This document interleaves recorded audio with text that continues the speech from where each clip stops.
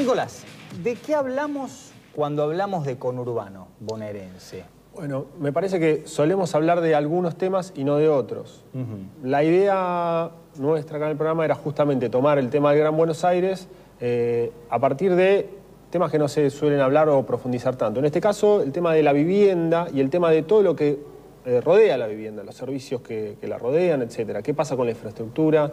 ¿Qué pasó en estos años y qué puede pasar, aprovechando que es un momento electoral y que bueno, los intendentes están en campaña, el gobernador de la provincia de Buenos Aires, los distintos candidatos a gobernador también, y bueno, ¿qué proponen para una agenda de 4 años en un territorio que es uno de los más complejos del país y que tiene necesidades? Y además con un altísimo impacto en el padrón y en cada uno de los actos eleccionarios. Conurbano, necesidades y urgencias.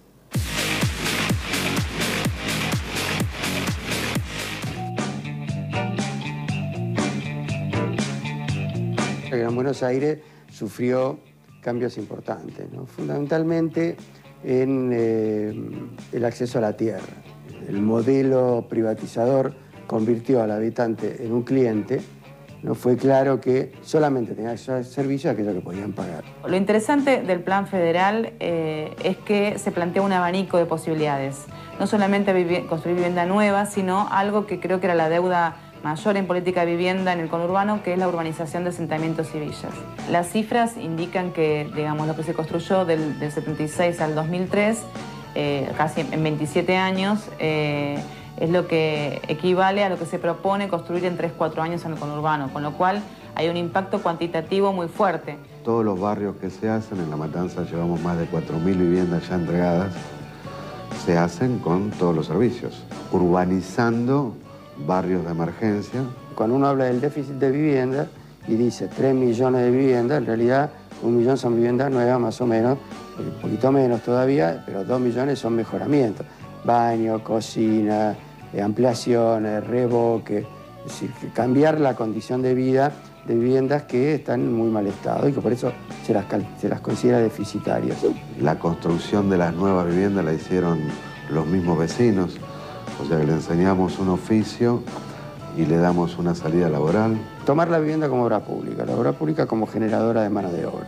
Los primeros chicos del barrio Almafuerte, cuando empezamos la urbanización, consiguieron un trabajo y hoy están estudiando en la Universidad de La Matanza, para que te des una idea. Apareció la participación de los vecinos decidiendo la apertura de calles, los nombres de las calles, dónde vivir en algunos casos, incluso con quiénes vivir, en el caso de la Villa Carlos Gardel. Trabajamos mucho con las organizaciones sociales, con la comunidad, y en las zonas más vulnerables, en ese sentido, logramos que a través del diálogo y de los consensos vayamos generando un plan de vivienda. Creo que hoy hay que pasar a otra etapa, a otro estado, en el cual, por ejemplo, las universidades pueden aportar mucho conocimiento, y es el de tratar de articular política de tierra con política de vivienda y con planificación urbana.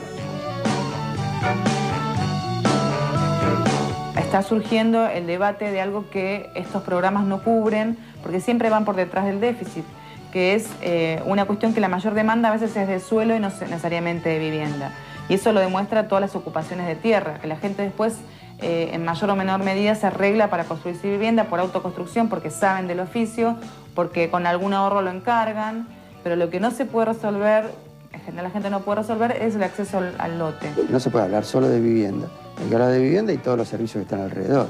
Y en eso tenés la salud, no se puede seguir construyendo viviendas a 5 kilómetros del centro. Entonces primero se hace la vivienda, después se llega con el agua, con el tiempo, si tienen suerte, llega el asfalto y a veces hay un centro de salud, el hospital queda lejísimo, las escuelas que después cuesta un montón. Es decir, hay que tomar esto desde una política urbana como un derecho integral. Hay una deuda muy grande en agua, que además tiene un impacto no solamente en la calidad de vida en general, de la comodidad de tener agua corriente en la casa, sino en la salud. Lo mismo con la cloaca, que es lo que en general la empresa, cuando se privatizó a partir de Aguas Argentinas, eso fue lo que no hizo nunca la empresa, avanzar en el tema de la cloaca. Habría que llegar a cubrir que era lo que se planteaba en la concesión, en el momento de privatización, 100% de agua para todo el mundo. Te cambia absolutamente todo, no solamente lo que tiene que ver, por supuesto, con la salud de los ciudadanos, sino que te cambian lo que tiene que ver con el desarrollo y el progreso, el valor inmobiliario de las ciudades, donde no podías hacer edificios en los centros comerciales, haces edificios, el desarrollo económico sobre todo, y el desarrollo económico e inversión genera empleo, y el empleo genera dignidad. Hay que trabajar en otra cosa que se llama la ley de tierras, que lo que plantea es la necesidad de generar tierra para el hábitat popular.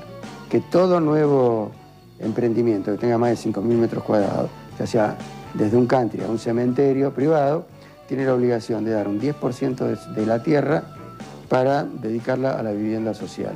Y hoy el problema central no es cómo construir las viviendas, sino de dónde sacamos la tierra.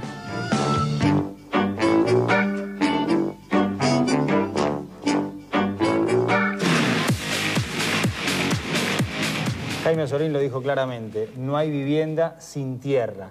El proyecto, ¿qué recorrido tiene hasta estos días? Es un proyecto de ley que lanzó el gobierno de la provincia de Buenos Aires, está en discusión en la legislatura y tiene algunos de estos elementos que mencionaba Jaime Osorín. O sea, cómo crear suelo urbano. Por un lado, que los grandes emprendimientos, countries, cementerios privados, grandes hipermercados, donen lo equivalente al 10% de su terreno en tierras para construcción de viviendas, que no tiene por qué estar pegado, sino que puede estar en otro lugar donde el municipio decida. ¿Retroactivo o, digamos, eso lesionaría derechos adquiridos? Nuevos emprendimientos. Nuevos, perfecto. El otro elemento que hay es microcréditos, y sobre todo microcréditos, estamos hablando de máximo de 3 salarios mínimos vitales y móviles para mejoramientos, y esto que se habló también. Hay una importante deuda en lo que es mejoramiento de viviendas, que a veces no tiene que ver con viviendas nuevas. Y luego también está el elemento que tiene la ley para que los municipios puedan cobrar, ¿sí?, cuando producen algún cambio en la legislación que permite, por ejemplo, ampliar el radio urbano o construir más pisos. Bueno, de ahí tomar una mayor carga impositiva para este tipo de cosas. Y también poner más presión fiscal sobre los terrenos baldíos, los terrenos que están en desuso, para que ese dinero también se utilice para construcción de viviendas. Para construir viviendas hace falta plata. La plata sale de un presupuesto. Vamos a ir comparando presupuestos en algunos distritos del conurbano bonaerense. Tenemos algunos números para ir tirando y analizando. Sí, este es otro elemento más, digamos, la desigualdad que sigue existiendo entre otras provincias y la provincia de Buenos Aires y al interior de cada uno de los municipios. Por ejemplo, ahí tenemos La Matanza, presupuesto per cápita 539 pesos por habitante. Claro. Dividido 365, por ejemplo, te da $1 peso y pico por día por habitante que maneja Espinosa. Algo así es lo que tiene de presupuesto Espinosa. En este caso, un presupuesto grande, pero también una población muy grande. Sí. Después tenemos municipios de la provincia de Buenos Aires, como La Plata, vemos que está en un rango de 1.000 pesos por cápita, San Martín ya en 1.380, luego algunos municipios que están mejor colocados, digamos, como Vicente López, San Isidro, en un rango de 1.700 pesos por habitante, pero después tenemos, cuando comparamos otras ciudades Rosario, Córdoba, Ciudad de Buenos Aires, 8.790 pesos por día. Habría que pensar si es un municipio o si es una provincia, ¿verdad? Pero sí es cierto que tiene muchas de las obligaciones que tienen los intendentes del Gran Buenos Aires y cuenta con un presupuesto muy importante. Ahora vamos al déficit habitacional en el Gran Buenos Aires. De esto era lo que nos hablaban algunos de los expertos y lo que se puede ver en la información, en los datos, es cómo el déficit cuantitativo, o sea, la cantidad de casas nuevas que se necesitan para que todos los hogares tengan su vivienda, es menor que el cualitativo, el de que hablábamos de los mejoramientos, ¿sí? El dinero que se necesita para urbanizar, para mejorar viviendas que no hay que, digamos, construirlas de cero, ¿sí? Y luego teníamos algunos datos sobre, del país, sobre viviendas en todo el país, que lo que se ve es un mejoramiento en cuanto a este tema de las viviendas faltantes. En el año 2003 teníamos un déficit de alrededor de 700.000 viviendas, ¿sí? Que en el 2009 se había reducido unas 100.000 viviendas, pero cuando vemos al déficit cualitativo, este tema de la mejora de las viviendas, vemos que la reducción de ese déficit es menor.